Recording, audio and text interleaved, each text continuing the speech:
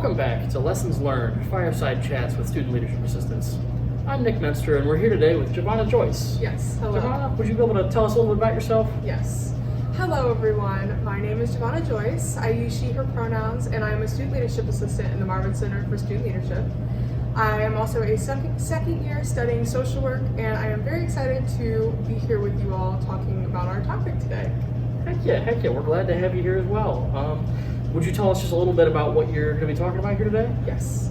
So today on our Fireside Chats, we're going to be talking about self-awareness. And you might be thinking, what is self-awareness? You know, that's a big concept. But basically, self-awareness is knowing what you want to do, why you're doing it, and how you're going to get there. So it's all encompassing of knowing your values, knowing your goals, being aware of your strengths and limitations, and really understanding where you want to be when you see yourself in the future and even in the short term. Gotcha. That's a pretty big concept, but I appreciate your explanation. How does this topic, self-awareness, relate to leadership? Yes, so self-awareness as a leader, I feel like personally, is one of the most important tools for the most successful leaders. And I say this because when you're leading, you want to have your why of why you're leading. You want to make sure that you are led through passion and understanding on your topic, because if you're leading with no understanding of your topic, it may not be as impactful as someone who deeply understands why they're doing what they're doing.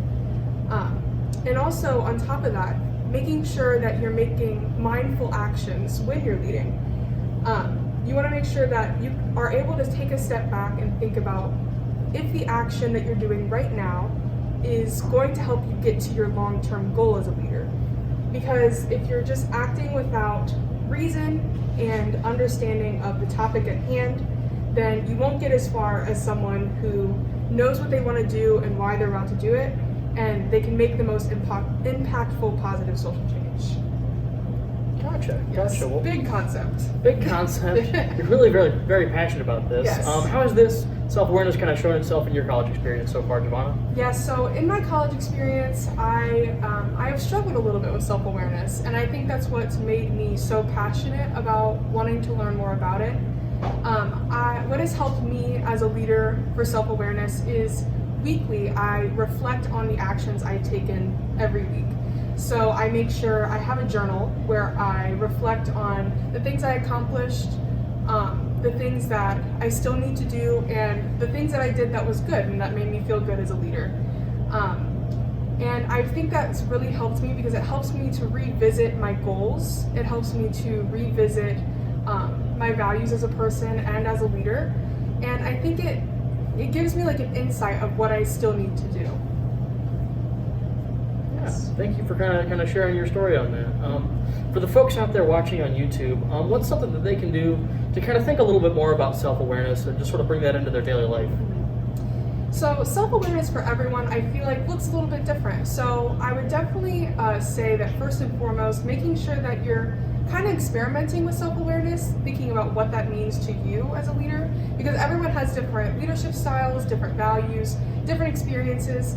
So making sure that you're experimenting with that a little bit. But I think a good place to start is writing down physically what your goals are.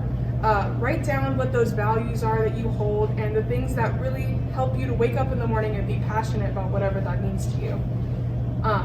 Also making sure that you're revisiting these things, not that you're just writing them down one time and never revisiting them again. Because the more that you revisit these things, these values and goals, the more that you're able to like hold yourself accountable to these things, which is so important as a leader with that accountability piece. So just to reiterate, making sure that you are doing this completely what speaks to you the most. So no pressure to do something the way that someone else does, but just working on what's best for you. Definitely. Well, Javana, I really appreciate you coming out today and being a part of this fireside chat. Thank you for sharing your experience with self-awareness. Yes, and thank you for having me, Nick, on your Fireside Chats. This has been Lessons Learned, a fireside chat with Student Leadership Assistant. Thank you.